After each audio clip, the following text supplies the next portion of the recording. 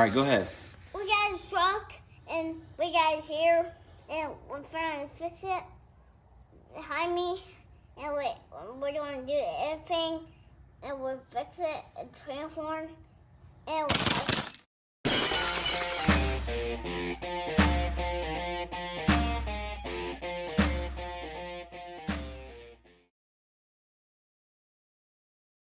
What's up, guys? Tim over here at Higgs Garage, and we have a little bit of an educational video today. I'm going to show you guys how I put on new brakes, pads and rotors on. I'm going to do a demonstration on the F-150. So 2013 Ford F-150 four-wheel drive. It's got front and rear disc brakes, and the rears have the parking brake like inside the. It's kind of like a drum style. So for the parking brake. So right here we got our parts that we're going to need for this install. And I'm gonna go ahead and bring you guys over.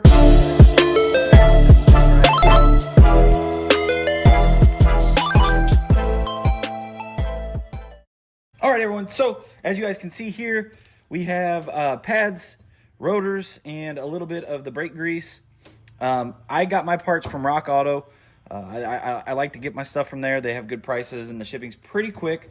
I ended up getting asbestos rotors, and then the Brembo pads. That's just the combination I picked. You guys can decide what you want for your applications. I decided to try this out. So these are the pads for the front. And fancy wrapping these Brembo pads come in. And your pads for the rear. So now that you guys see that, we're going to go ahead and start with the front, and I will show you guys taking this wheel off and getting this caliper apart. All right, guys. So what I'm doing here, first thing, is I'm going to go ahead and jack up this side.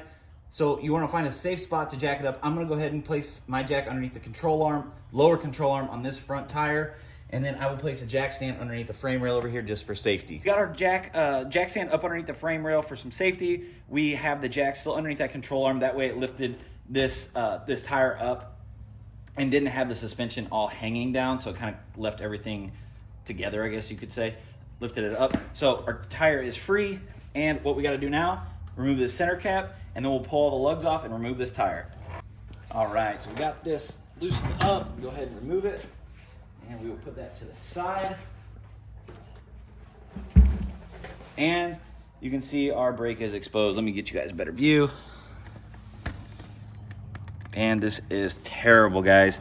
So you can see where it's been scoring up this rotor up here, so it's really just needed replaced instead of, sometimes you can have them turned if there's enough material on them, but this, I wouldn't even chance it. I'm gonna go ahead and replace it. Same with our pads. I should have never let it got to this point, so that is my bad. So, all right, guys. So next thing we're going to do, we're going to go ahead and remove this caliper. Make sure you guys have a caliper hanger or a bungee cord or something that you guys can support this up from another point. That way you don't yank on your lines, your ABS lines, and your brake hoses. So make sure you have that on hand whenever you are removing this. All right, everybody. So I want to show you guys what I'm actually loosening up. You have a bolt on this caliper setup. Now there are other setups that are different, but on this particular one, on this F-150, you have a bolt here and then another one on the lower side. Let me try to get it for you guys. Right here. Those are going to remove the actual caliper and piston off of your rotor.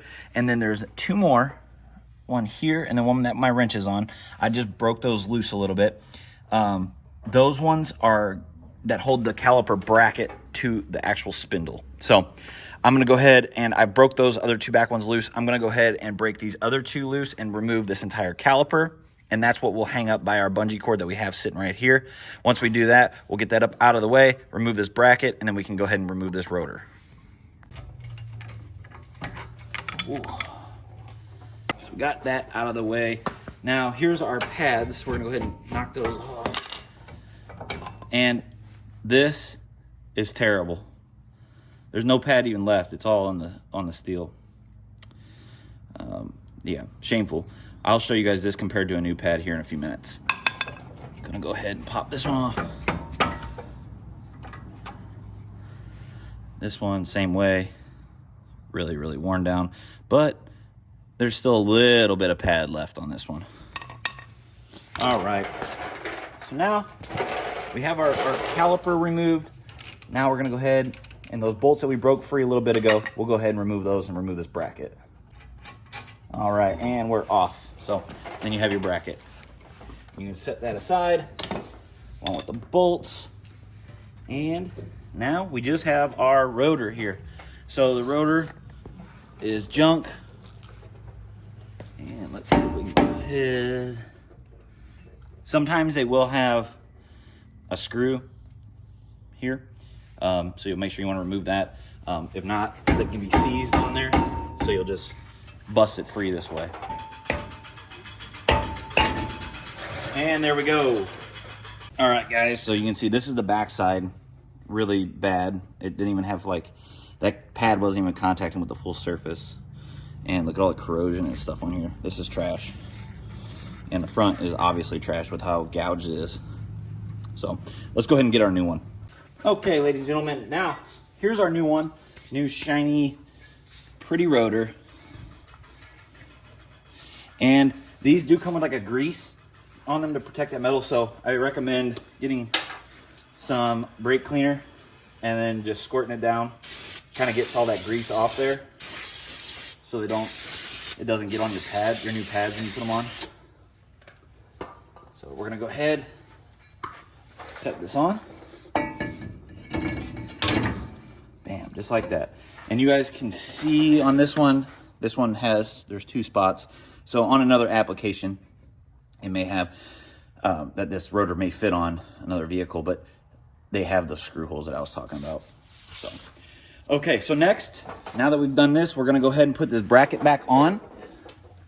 We got our bracket, we'll go ahead and set it back on there, and then we'll be ready for the next step on this, this piston. The 2 pistons that are in this caliper, we'll have to compress those. So let's get this on and get to that. One thing before you wanna put that on, so these pop out, and you can see there's some grease on them. So you might have noticed that these came with a little bit of grease. So what I'm gonna do is just apply some grease on there, put it back in, pull the other one out and do the same thing. So make sure you do that. You don't want these to stick from lack of grease or lubrication. So get those in there. All right, now we'll put it on. Check this out. Old pad, new pad.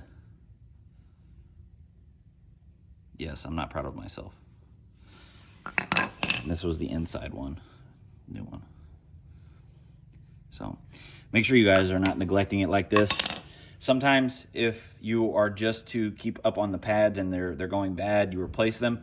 You can turn those rotors and you can take them to, you know, O'Reilly's or wherever that may turn those rotors and keep you from having to spend the extra money on buying new ones. So in this case, obviously mine were way too far gone. So, all right, we're gonna get back to putting this together.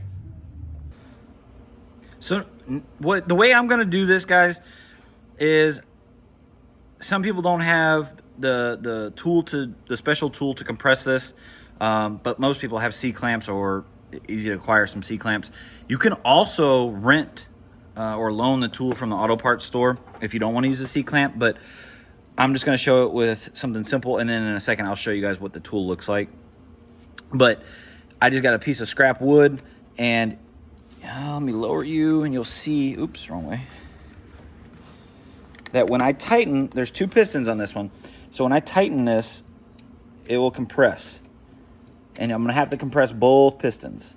So I just kind of do a little bit at a time until, you know, evenly until they're all the way compressed.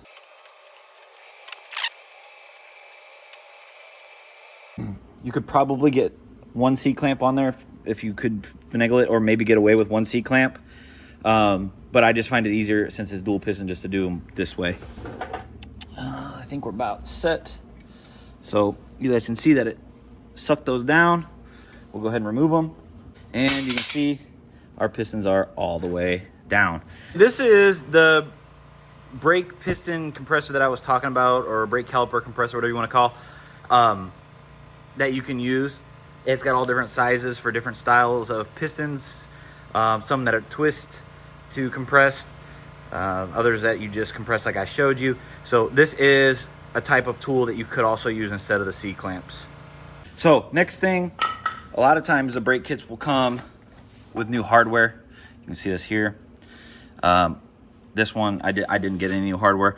I'm gonna put a dab of the grease on either end, and then we'll put the pads on, and then we'll slide this caliper back over.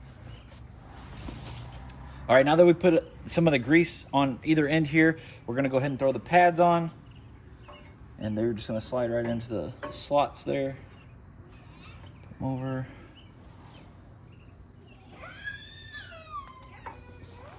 All right. So they're gonna be in there. Make sure when you guys do this that these ones have like a red metal backing, so it's pretty obvious, but some of the other ones do not have the red. They're just black or galvanized color or whatever. And you can put it on backwards. So like the metal will be against the rotor, and you don't want that because it's obviously gonna ruin the rotor, ruin the pad, and then you're gonna be doing this all over again. So make sure you guys are on the right end and they're on the right side. After we do this, we are good. We're gonna throw our caliper back on and tighten everything up. Get them started.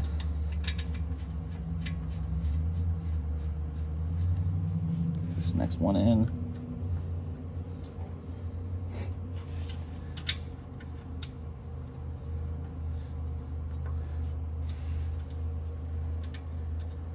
Okay. And we will tighten those up. Now you can see this is spinning. So there's two flat sides on these normally. You will go ahead and hold those. The best thing, you can hold it with your hand like I just did, and then see it got it tight. Now I'm able to tighten it. If you can't hold it, you can put an crescent wrench on there and hold it. Let's see, get this bottom one going. Same thing with the bottom one.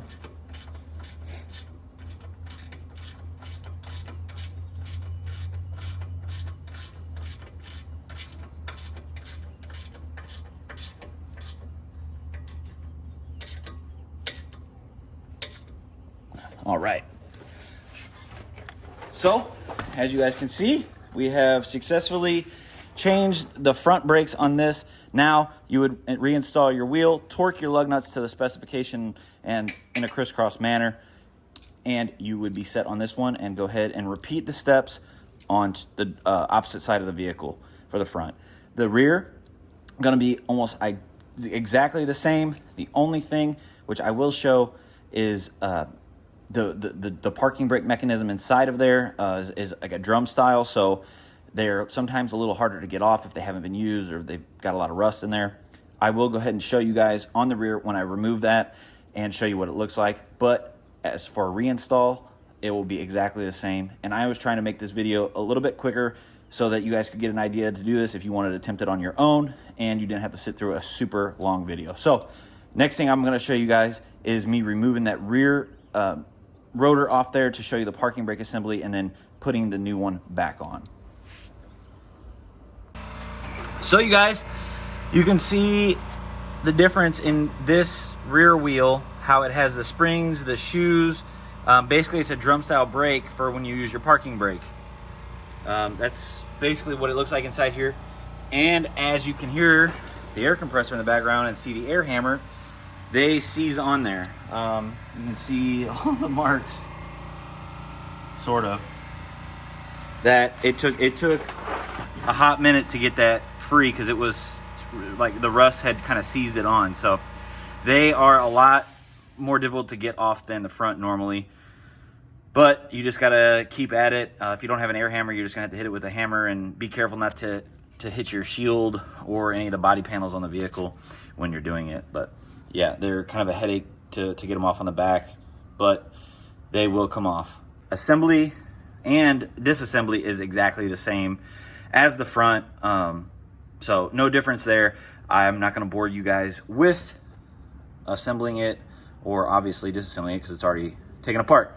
But same thing as the front, just a little more difficult because of these shoes and stuff like that. And they don't need to be replaced. I rarely use the parking brake, usually only when I'm loading a trailer with something, just so it's not hard on the transmission. But I don't hardly use the parking brake, so I am going to go ahead and leave those the way they are. They don't look terrible anyways, so other than being rusty. So that's going to be a wrap on the how-to tutorial on how I do my brakes, my pads and my rotors. And I hope that it helped you guys. If you guys were on the fence on doing it yourself, I hope it gave you some confidence and or you maybe learned something out of it. It's not too difficult to do, but if you are doing it, just please keep in mind that it is your brakes to your vehicle, so you need to be very careful and make sure that you tighten everything that you loosen, go over everything that you touched, and put everything back that you removed, whether it be with new parts or just nuts and bolts, whatever it is. Just be mindful that you need to put everything back and make sure everything is tight and secure. So I hope that you guys got something out of it. Thank you so much for watching, and please make sure you guys like, subscribe, comment, and we'll see you on the next one. Yeah!